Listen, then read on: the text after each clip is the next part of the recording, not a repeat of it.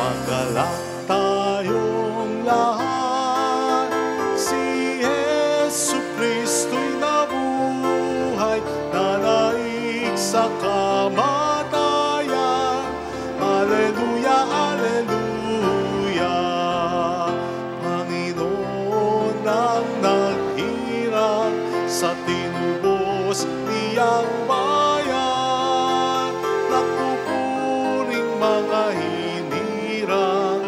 masayang nagdiriwang. Magalak tayong lahat, si Jesu Kristo'y nabuhay, nanaig sa kamatayan. Alleluia, alleluia. In the name of the Father, and of the Son, and of the Holy Spirit. Amen. The Lord be with you. And with your spirit. The risen Christ appears to two of his disciples, proving that he is truly alive. Then he gives them the mission to witness what God has done to his people through his death and resurrection. In the risen Savior, God reconciles the whole world to himself. We share this mission of the apostles through our confident faith, lively hope, and life-giving love. We witness to people around us that Jesus is truly alive and is present in our day-to-day life. Brothers and sisters, let us first acknowledge our sins and so prepare ourselves to celebrate the sacred mysteries. You were sent to heal the contrite of heart. Lord, have mercy. Lord, have mercy. You came to call sinners. Christ, have mercy. Christ, have mercy. And you are seated at the right hand of the Father to intercede for us. Lord, have mercy. Lord, have mercy. May Almighty God have mercy on us, forgive us our sins, and bring us all to life everlasting. Amen.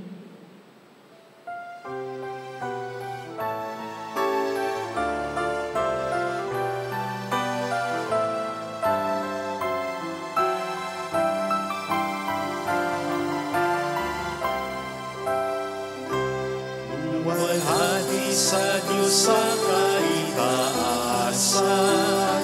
kaloob sa lupa ay kapayapaan.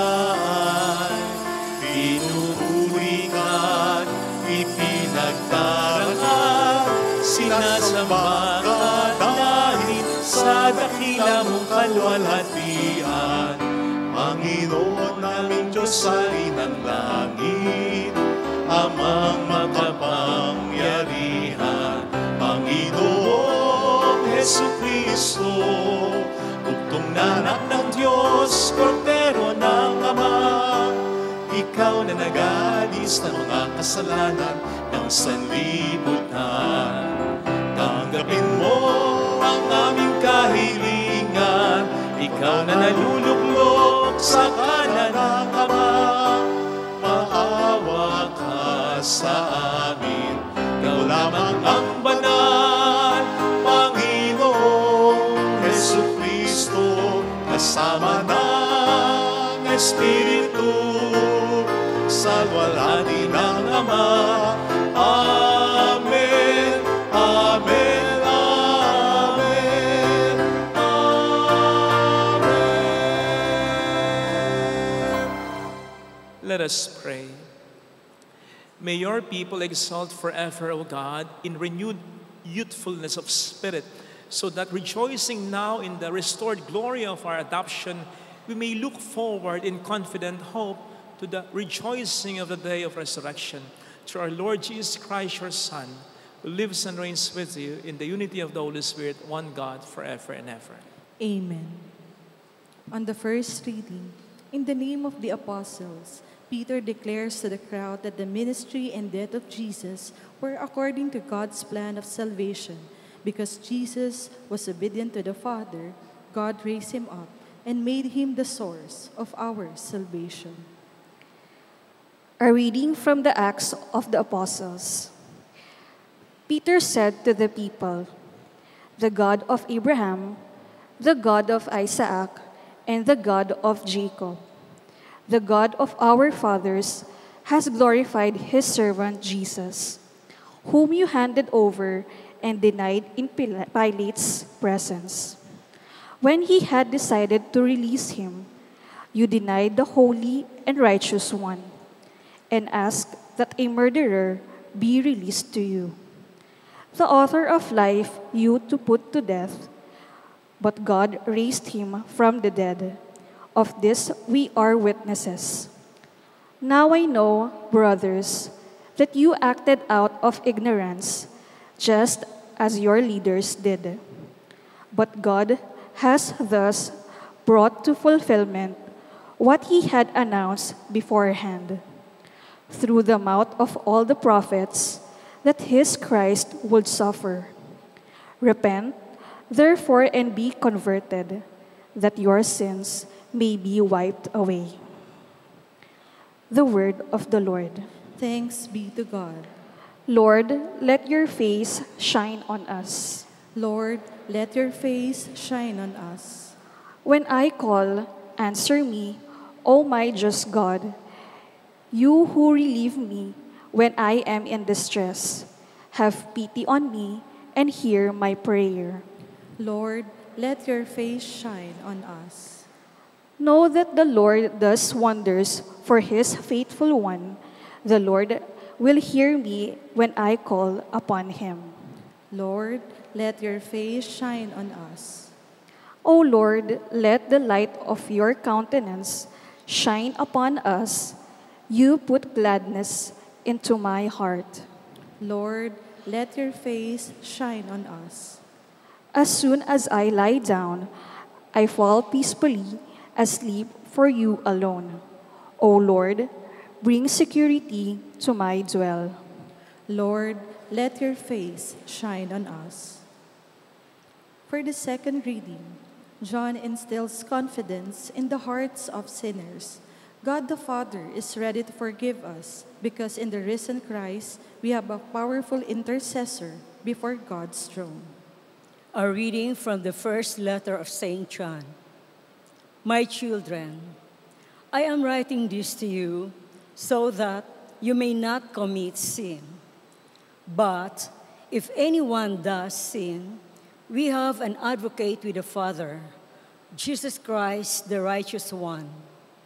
He is expiation for our sins, and not for our sins only, but for those of the whole world. The way we may be sure that we know him is to keep his commandments. Those who say, "I know him," but do not keep his commandments are liars, and the truth is not in them. But whoever keeps his word, the love of God is truly perfected in him. The word of the Lord. Thanks be to God.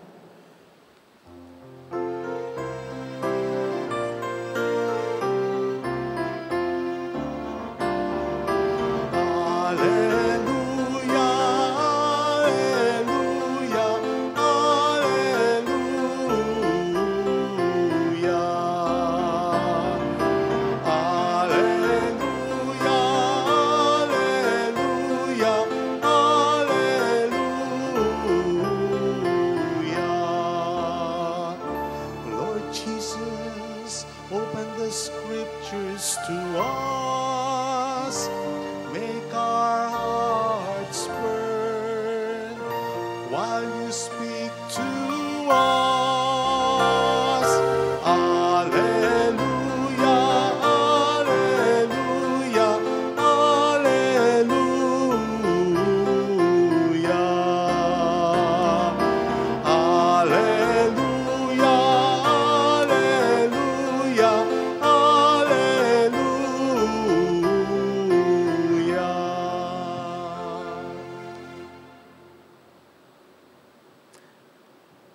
The Lord be with you. And with your spirit.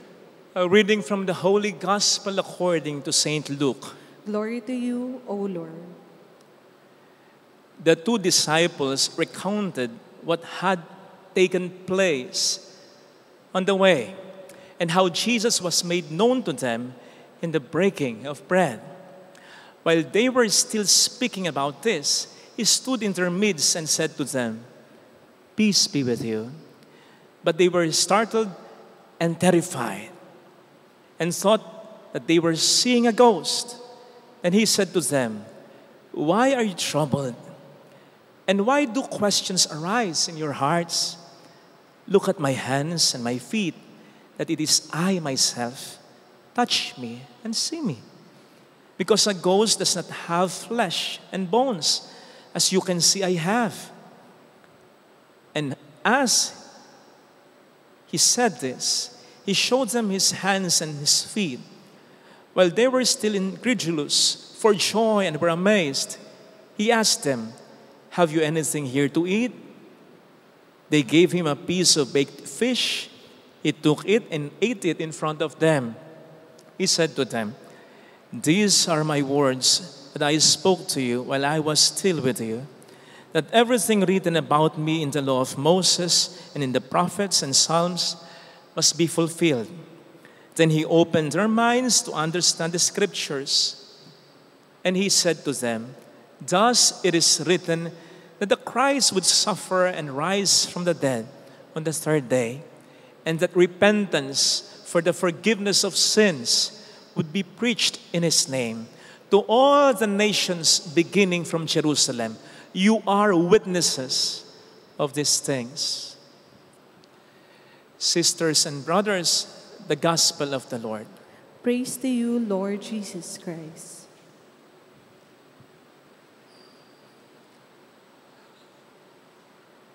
Matanong ko lang, natanong na po ba kayo ng mga tanong na ang sagot ay obvious naman? Halimbawa, 5 buwan ka nang nagdadalang tao, may magtatanong sa iyo, "Buntis ka?" Sarap sagutin, "Nakalunok lang ako ng 1 buong pakwan." Nakailang hakbang ka na ng baitang sa hagdan. May magtatanong pa, "Papanig ka?" Sarap sagutin, "Hindi, nag-exercise lang ako. Ito nga, pababa na ako eh." Nakita nang nag-iisa ka, itatanong pa, "Wala kang kasama?" Sarap sagutin, "Hindi, andyan si Ani oh. Meet Ani, anino ko." Tatawagan kang landline, "Pre, kamusta na? Saan ka?" Sarap sagutin, "Nandito ko sa palengke. Dala ko yung landline namin." Alarky. It's either kasi nanloloko sila o hindi nila alam ang sinasabi nila. Sinabi ko ito kasi parang may ganitong tanong ang ating Panginoon after His resurrection. Mga tanong na ang kasagutan, siguradong kanyang alam. Natatandaan ninyo, nang una siyang magpakita kay Maria Magdalena, ano ang tanong niya kay Maria Magdalena? "Why are you weeping? Ba't ka umiiyak?" Alam naman niya na akala ni Maria Magdalena, patay pa rin siya at ninakaw ang bangkay niya. Nang magpakita siya sa 2 disipulo papuntang Emmaus, ano ang tanong niya? "Anong pinag-uusapan ninyo?" Alam naman niya, ang pinag-uusapan nila ay siya. At ang disappointment nila sa pagkamatay niya. At ngayon sa ating ebanghelyo, anong tanong ni Kristo? "Why are you troubled?" Alam naman niya na aligaga pa rin sila dahil hindi nila alam kung nasaan ang bangkay niya at nag-aalala pa rin sila sa safety nila. Anong mga tanong ito? Sige nga, nanloloko lang ba siya? Hindi ba niya alam ang tinatanong niya? Well, brothers and sisters, tandaan natin, si Jesus ay hindi po pwedeng manloko. At hindi siya nag-aaksaya ng kanyang laway para sa kahit isang salita na walang kwenta. Lahat may purpose ang sinasabi niya. Salvific lahat ang sinasabi niya. Kaya may dahilan kung bakit ang mga ito ay tinanong niya. May magandang dahilan. At yung magandang dahilan na yon ay hindi para sa kanya, kundi para sa kanila na tinanong niya. He wanted them to come back into their senses. Naranasan niyo na po siguro nung bata kayo, na habang kulog ng kulog, kidlat ng kidlat, takot na takot ka. Either nanay mo, yung tatay mo, yayakapin ka, sabihin, ito na ako. Ka nang matakot. O hindi ba, nawawala ang takot mo? O kaya something bad happened to you. Mukmukan ng mukpok, umiiyak ka. Someone na very close to you, sasabihin sa'yo, ka nang umiyak, tahan na, nandito kami para sa'yo. Di ba tumatahang ka? Ito ang dahilan kung bakit nagbigay si Kristo sa kanila ng mga katanungan na ang sagot ay alam na niya. Kasi gusto niyang sabihin kay Maria Magdalena at sa mga alagad niya, oo, naiintindihan ko kung bakit nalulungkot kayo, kung bakit natatakot kayo, pero eto na ako. Buhay na ako. Ano bang ikatatakot ninyo? Ano bang ikalulungkot ninyo? So Jesus wasn't telling them, hindi valid ang lungkot ninyo. Wala akong pakialam sa takot nyo. Merong pakialam si Kristo. Meron. It's just that gusto niyang i-shift ang kanilang focus mula sa mga bagay na ikinalulungkot at ikinatatakot nila papunta sa katotohanan ng muling pagkabuhay niya na dapat na nilang ikasiya at ikapayapa ng isip at puso nila. Nandito na ako. Buhay na ako. Bakit malulungkot? Matatakot pa kayo? Yun ang gusto niyang isiksik at ipaunawa kay Maria Magdalena at sa kanyang mga disipulo. Kaya niya tinanong ang mga obvious na tanong na ito. Ang sabi sa 1 John 4 verse 4, the one who is in us is greater than the one who is in the world. The one who is in us, Jesus Christ. The one who is in the world, the enemy, Satan, the devil. The one who is in us is greater than the one who is in the world. Yes, pwedeng Satan is more powerful than us kung tayo lang. But John is very quick to remind us, we are not alone. At mas hamak ng mga pangyarihan, siya nakasama natin na nasa sa atin kaysa anong kapangyarihan ng demonyong pwedeng bumalot sa buhay natin. Kaya nga in the same chapter of 1 John 4, sa verse 17, ay idudugtong ni John, as He is, as Jesus is, so we are in the world. Which basically means, kung napagtagumpayan ni Kristo ang demonyo, ang tukso, ang kasalanan, ang paghihirap sa mundong ito, maging ang kamatayan, pagtatagumpayan din natin kasi kasama natin si Kristo. Yun yung sinasabi sa ating unang pagbasa. Kita niyo? Bagamat sinabi ni San Pedro sa mga Hudyo, ang laki ng kasalanan ninyo. Pinatay niyo si Kristo, ang Mesiyas, ang sugo, ang mahal ng Diyos, ang anak ng Diyos. Pero may pag-asa pa kayong magbalik loob at magbago. You see? Ito rin ang sinasabi sa ating second reading. Huwag tayong magkasala. Pero kung magkasala man tayo, huwag tayong mag-alala dahil may tagapamagitan tayo. May tutulong sa ating makapagbago. Si Kristo. May tumubos sa kasalanan ng mundo. Si Kristo. Yan ang din sinasabi sa ating ebanghelyo.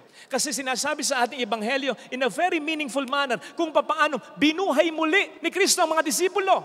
Sapagkat dahil sa matinding takot at lungkot ng mga ito, ay parang naging libingan na nila yung pinagtataguan nilang kwarto. In other words, may pag-asang dalalagi ang muling pagkabuhay ni Kristo. There is something to be excited about. Kahit wala ka pa ring anak, kahit may sakit ka pa rin, kahit may problema pa rin sa pamilya, kahit may problema pa rin sa finances, there is something to be excited about. There is something to look forward to. Ano man ang problema sa buhay mo. Kasi ang sabi ng ating Panginoon dito, you are witnesses of these things. Tayo ang magpapatotoo. Paano nating patototohanan na si Kristo ay totoong makapangyarihan, totoong mapagmahal, kung hindi natin ito mararanasan sa ating buhay? We need a testimony. We need something like yung sinabi ng bulag sa mga Pariseo. Nang tinatanong sila anong opinion nila kay Kristo. Anong sabi ng bulag? Ewan ko. Basta ang alam ko, bulag ako dati. Ngayon nakakakita na ako. We need something like that in our life para tayo makapagpatotoo. Basta alam ko, adik ako noon, pero hindi na ngayon dahil nakilala ko na ang Panginoon. Basta alam ko, wala kaming anak, pero masaya pa rin kami. Nagmamahalan kami. Naglilingkod pa rin kami. Dahil sa Diyos ay malapit kami. Ewan ko basta, ang alam ko may bisyo ako noon, pero wala na ngayon dahil nakilala ko ang Panginoon. Ewan ko, alam ko may sakit ako noon, pero wala na ngayon. Dahil sa tulong ng Panginoon, bibigyan tayo ng Panginoon ng ganire para tayo makapagpatotoo. Kaya ano man ang problema mo, there is something to look forward to be excited about. May pag-asa. Ano man ang problema, yun ang dala ng muling pagkabuhay niya. Kasi kahit kamatayan, nagawa niya ng paraan, ano ang hindi niya kakayanang gawa ng paraan para sa ating kabutihan? At patototohanan natin kahit kanino yan, kahit sa ating sarili. Dumating man yung pagkakataon na magkaroon pa tayo ng ibang problema, babalikan natin yung mga problema natin previously, nalalampasan natin sa tulong ng Diyos. At ang sasabihin mo lang, natulungan niya ako dati, tutulungan niya rin ako ngayon. Ganun lang ngayon.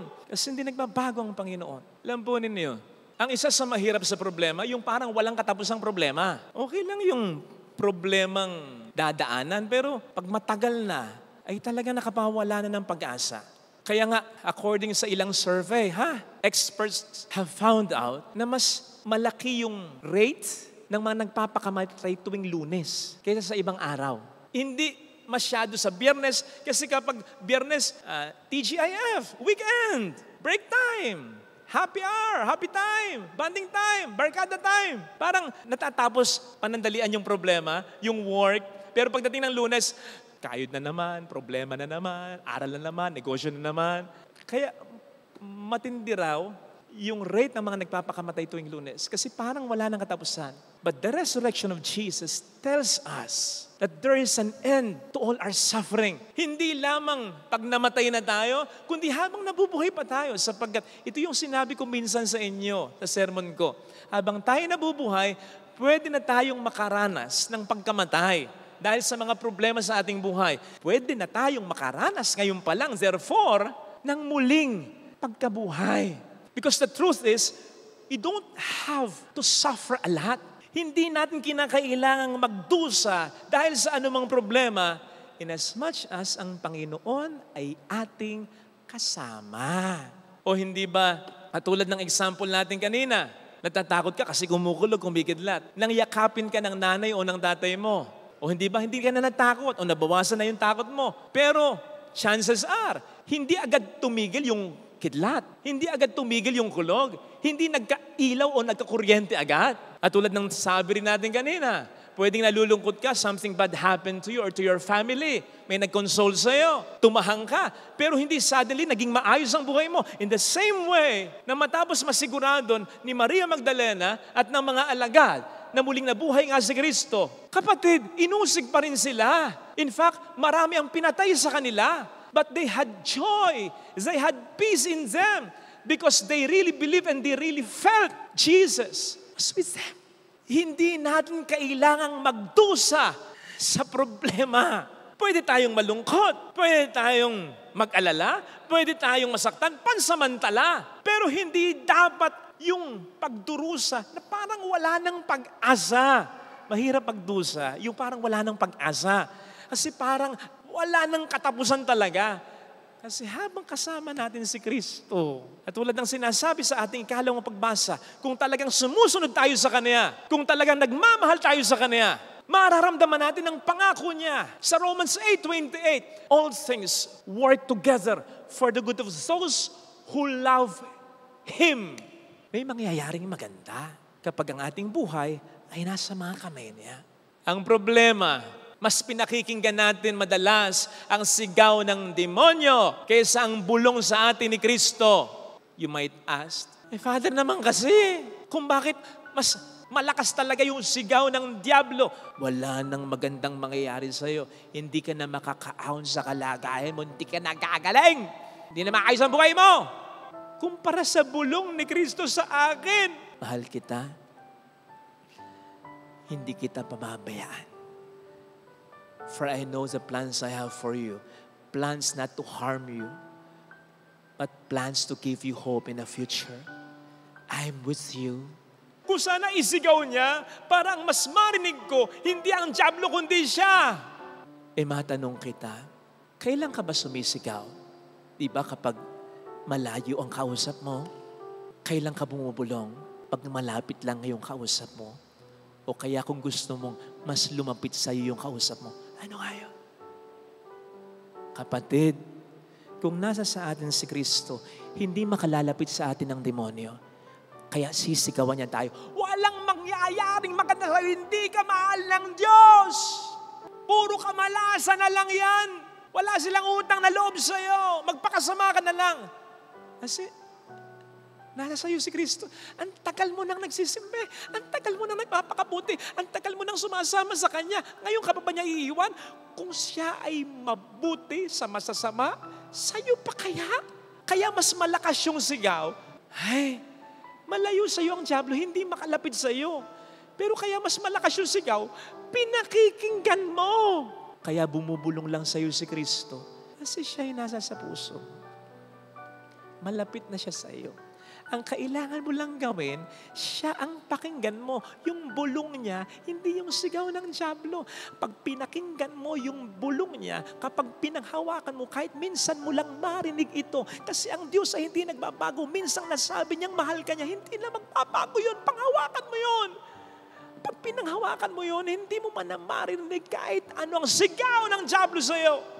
Besides, hindi makikipagpalakasan ng sigaw o ng boses ang Diyos at dyablo.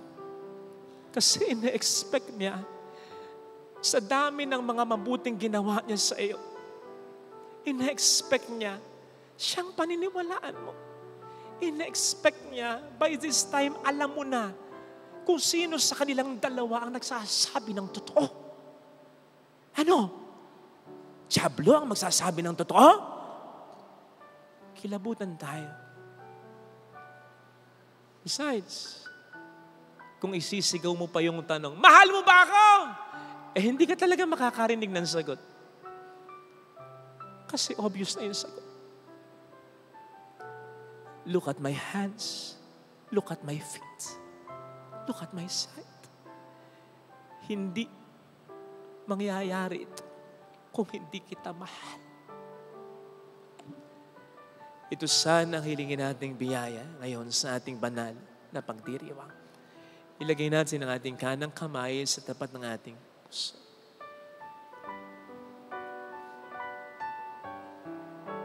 Mahal ka ng Diyos at marami siyang languages of love. Huwag kang mag-focus sa isa. Hindi lang isang paraan ng pagkaparamdam niya ng pagmamahal niya. Alam kong may magagawa ang Diyos. Alam kong may magagawa ang Diyos. Makapangyarihan siya. Kung ako'y magtatapat, sa Kanya'y maglilingkod, alam kong may magagawa ang Diyos.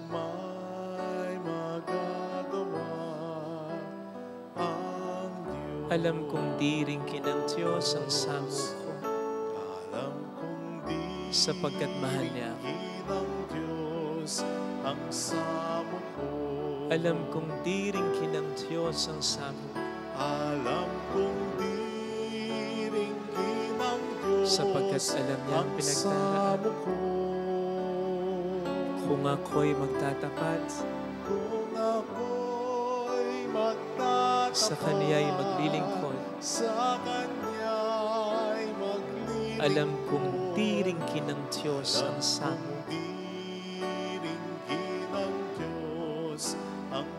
Pikit natin ang ating mga mata. Panginoon, patawad sa aking pagtutuda. Patawad sa pagtatampo ko sa iyo. Patawad sa pagsusumpat ko sa iyo. Masyado kong pinakikinggan ang sigaw ng kalaban. Pasensya na, Panginoon. Masyado lang akong pinanghihinaan ng kalooban.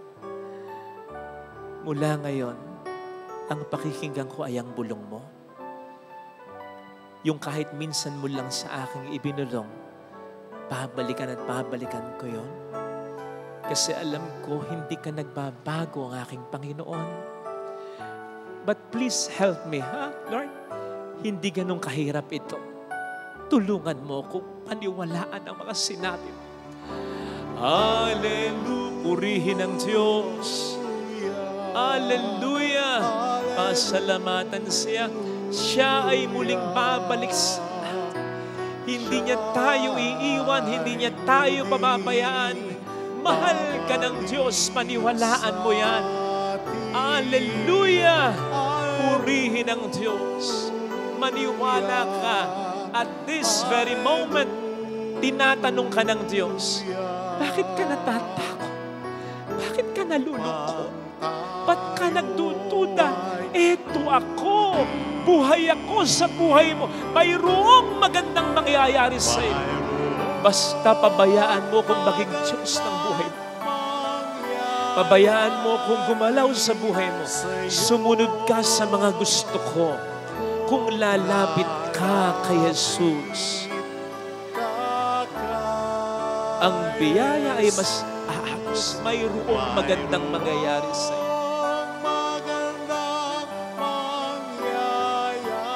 Gagawin kanyang patotoo ng kabutihan niya, ng pagmamahal niya. Basta huwag kang magkagalit, magtatampo, magdududa sa Kanya.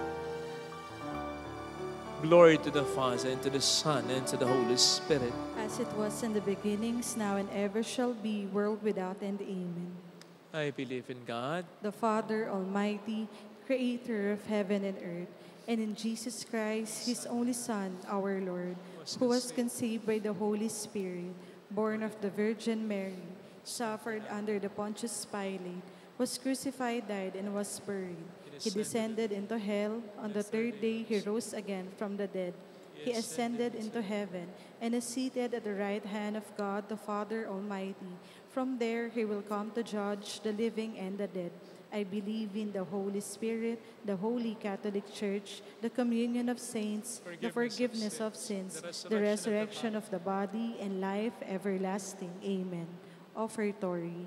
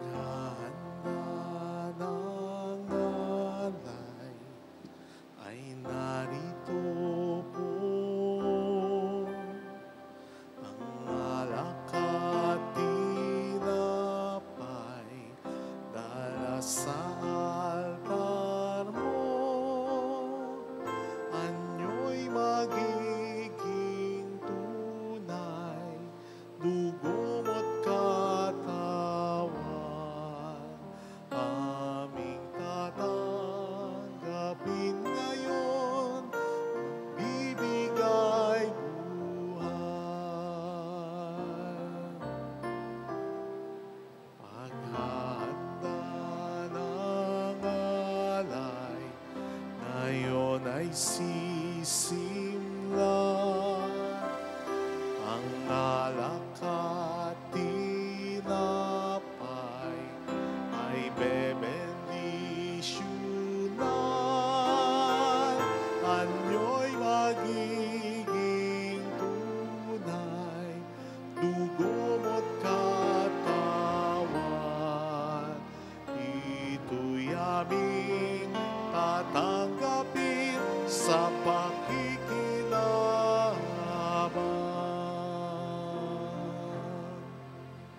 Sampit sa labi namin ang ngalan mo po ay dinggin. Dalang pasasalamat ng puso kong tapat, hiling sa'yong masipat, biyaya sa lahat. Ngayon ay natitipon ang malalapon, naghihintay, sumasamo, hangad ayong tugon. Hatid sa'yong dambana, alay na ihahanda,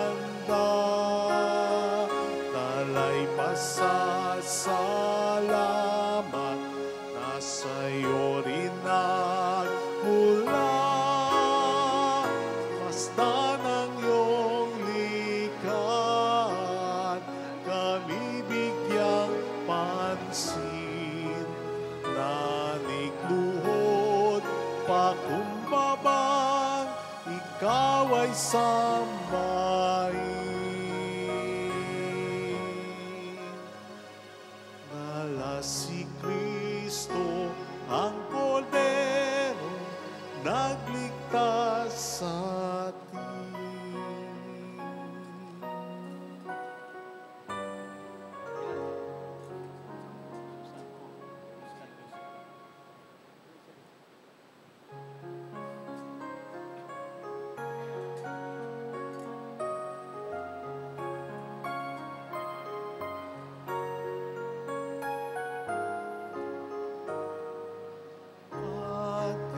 Pagkalay namin sana'y kalugdan mo, isang bayan na nagpupugay, nagmamahal sa'yo. Saan yun itong tinapay na nagdudulot ng buhay at alak na sa gisag ng bigay mong kaligtasan? Pakinggan mo kami, mapagkalingang Diyos. Itulot mong sarili namin laging maihandog sa banal mong apag ngayon, amin ang ginaganap. Paghalay namin sana'y kalugdan mo, isang bayan na nagpupugay, nagmamahal sa'yo. Saan yun itong tinapay na nagdudulot ng buhay at nalaknap sa gisag ng bigay mong kaligtasan? Pray, sisters and brothers, that our sacrifice, our prayers may become acceptable to God, the loving Father.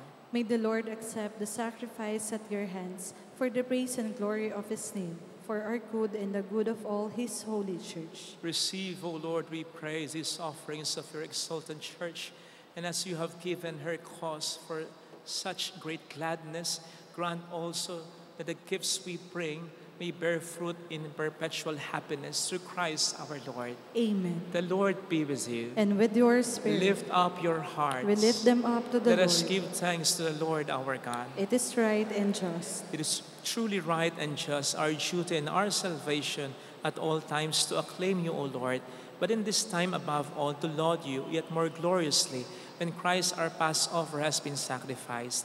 Through him the children of light rise to eternal life, and the halls of the heavenly kingdom are thrown open to the faithful. For his death is our ransom from death, and in his rising the life of all has risen. Therefore, overcome with paschal joy, every land, every people exalts in your praise, and even the heavenly powers with angelic hosts sing together the unending hymn of your glory as they acclaim. Holy, holy, holy, Lord God of hosts, heaven and earth are full of your glory. Hosanna in the highest. Blessed is he who comes in the name of the Lord. Hosanna in the highest. Please kneel. You are indeed holy, O Lord, the fountains of all holiness. Make holy, therefore, these gifts, we pray, by sending down your Spirit upon them like a dewfall, so that they may become for us the body and blood of our Lord Jesus Christ. At the time he was betrayed and entered willingly into his passion, he took bread, giving thanks, broke it, gave it to his disciples, saying, "Take this, all of you, and eat of it. For this is my body, which will be given up for you."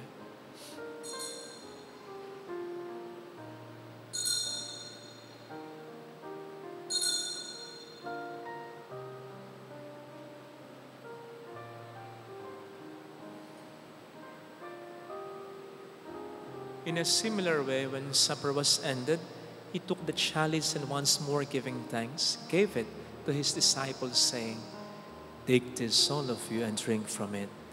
For this is the chalice of my blood, the blood of the new and eternal covenant, which will be poured out for you and for many, for the forgiveness of sins. Do this in memory of me."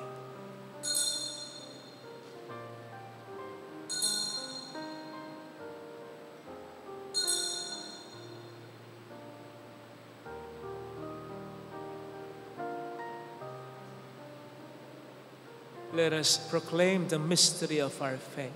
When we eat this bread and drink this cup, we proclaim your death, O Lord, until you come again. Therefore, as we celebrate the memorial of his death and resurrection, we offer you, Lord, the bread of life and the chalice of salvation, giving thanks that you have held us worthy to be in your presence and minister to you. Humbly we pray that partaking of the body and blood of Christ, we may be gathered into one by the Holy Spirit. Remember, Lord, your church spread throughout the world and bring her to the fullness of charity, together with Francis, our Pope, Dennis, our Bishop, and all the clergy. Remember also our brothers and sisters who have fallen asleep in the hope of the resurrection, especially those for whom we will now pray. Let us bow our heads. At this point, we remember our departed loved ones. Please include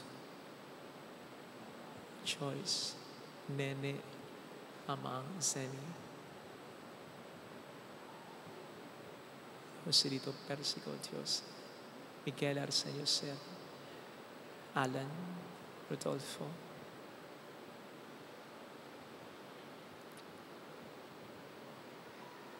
and all who have died in your mercy.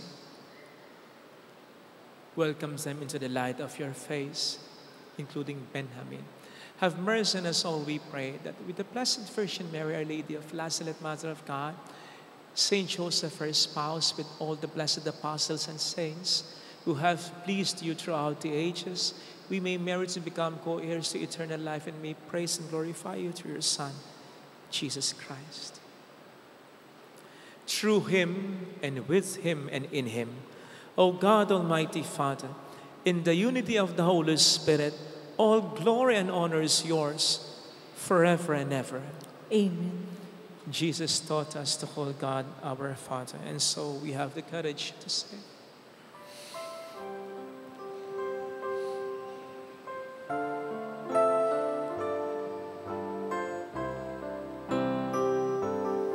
Ama namin, sumasalangit ka, sambahin ang ngalan mo, mapasamin ang kaharian mo, sundin ang loob mo dito sa lupa para nang sa langit. Bigyan mo kami ngayon ng aming kakanin sa araw-araw at patawarin mo kami sa aming mga sala para ng pagpapatawad namin sa nagkakasala sa amin, at huwag mo kami ipahintulot sa tukso, at ihadya mo kami sa lahat ng masama.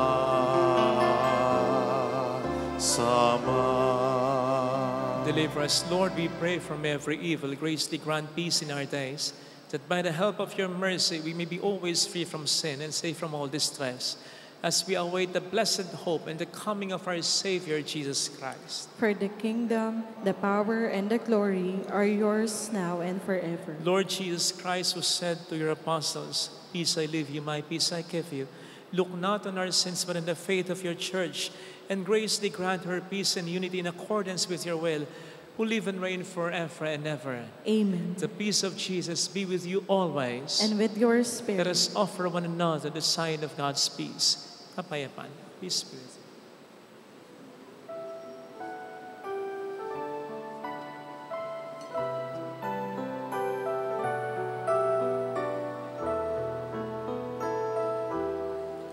Kordero ng Diyos na nag-aalis ng mga kasalanan ng sanlibutan, maawa ka sa amin.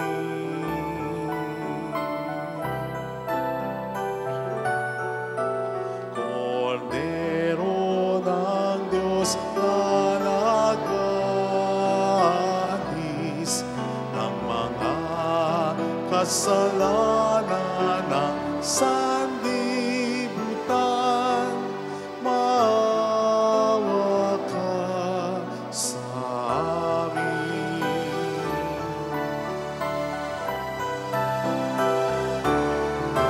Kordero ng Diyos na nag-aalis ng mga kasalanan ng sanlibutan, ipagkaloob mo sa amin ang kapayapaan.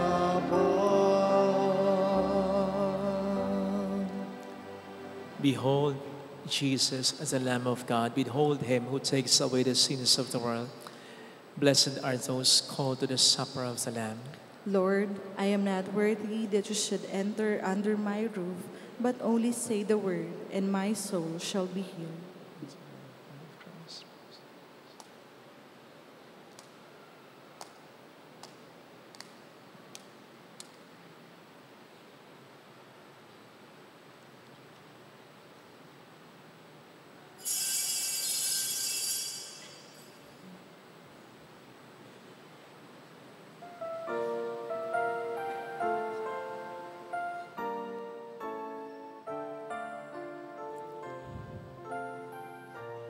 An act of spiritual communion.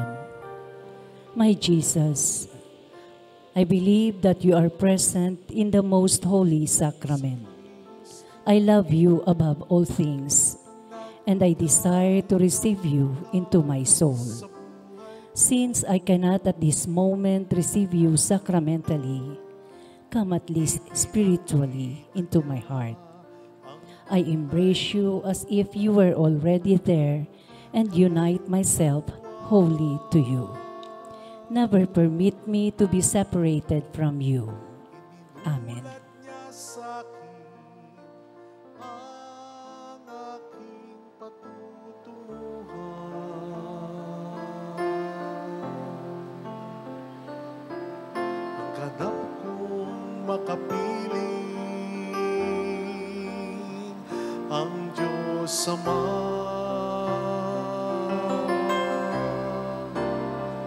Tayo'y kay Kristo, mabuhay man o mamatay, pagkat niyakap niya ang sangkatauhan. Kamatay ay nagiging buhay kung sa Kanya tayo'y nakasalalay. Christi sumus, tayo'y kay Kristo.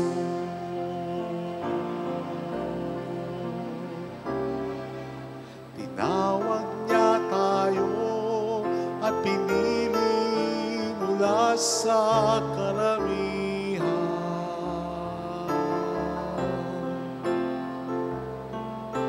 upang pag-isahin ang kawan niya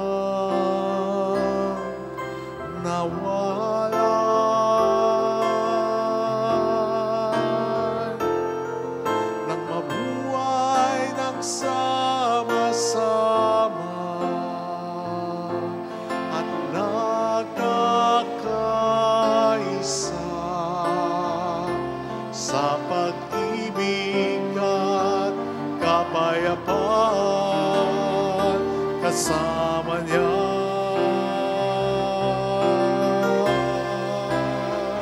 Tayo'y kay Kristo, mabuhay man o mamatay, pagkat niyakap niya ang sangkatauhan. Kamatay ay nagiging buhay kung sa Kanya tayo'y nakasalalay. Christi sumus, tayo'y kay Kristo. Sadyang kapos ang ating pagkatao upang tupdin ang tawag na maging lingkod. Ngunit walang pangamba pagkat kapiling siya. Siya ang buhay ng ating buhay.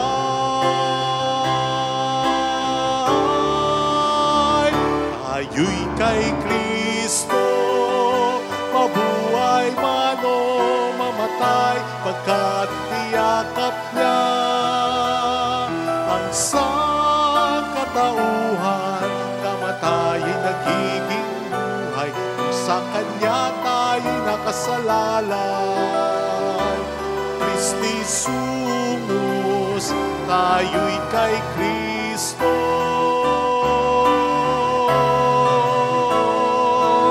Kamatay ay nagiging buhay kung sa Kanya tayo'y nakasalalay.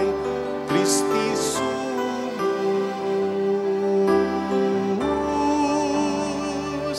tayo'y kay Kristo.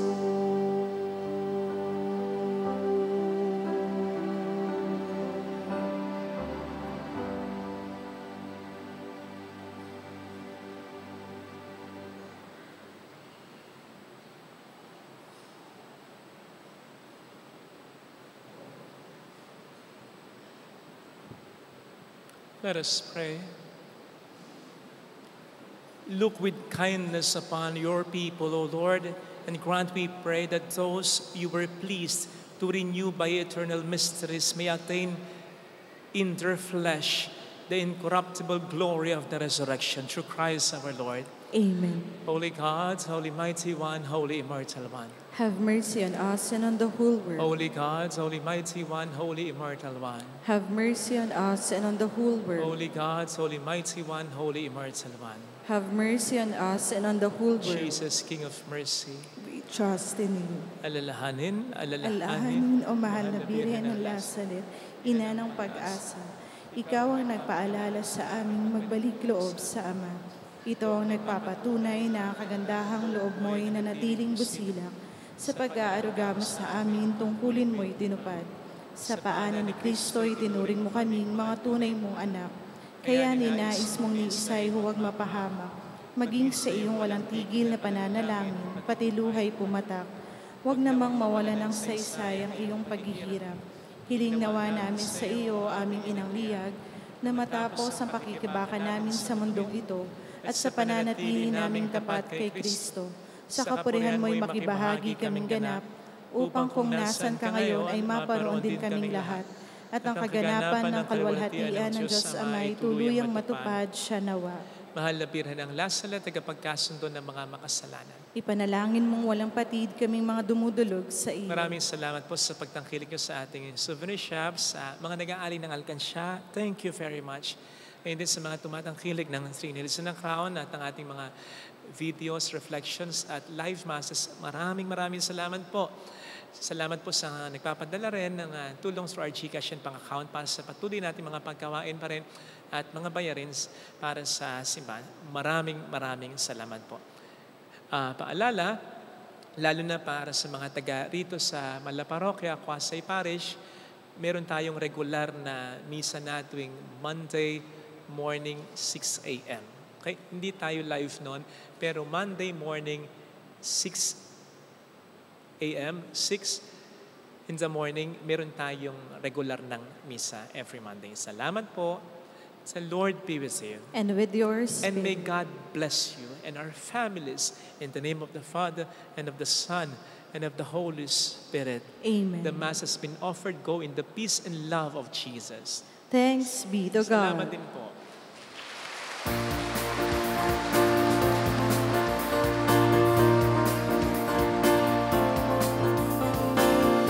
Mary, Mother of the Lord,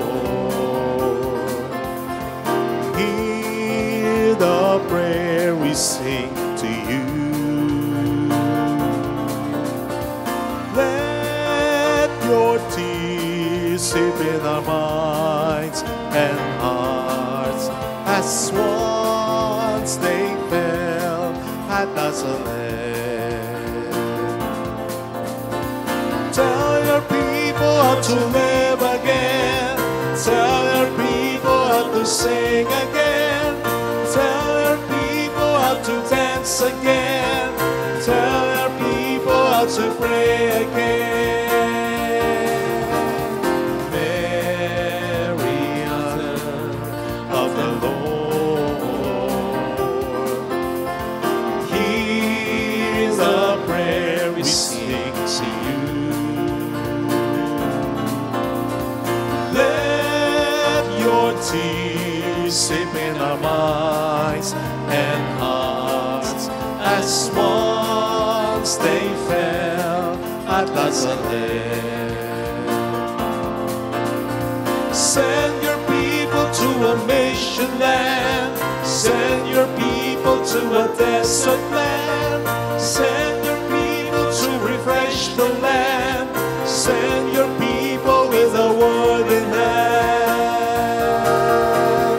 Mary, Mother of the Lord, hear the prayer we sing to you. Let your tears sip in our minds and hearts as once they fell at Nazareth.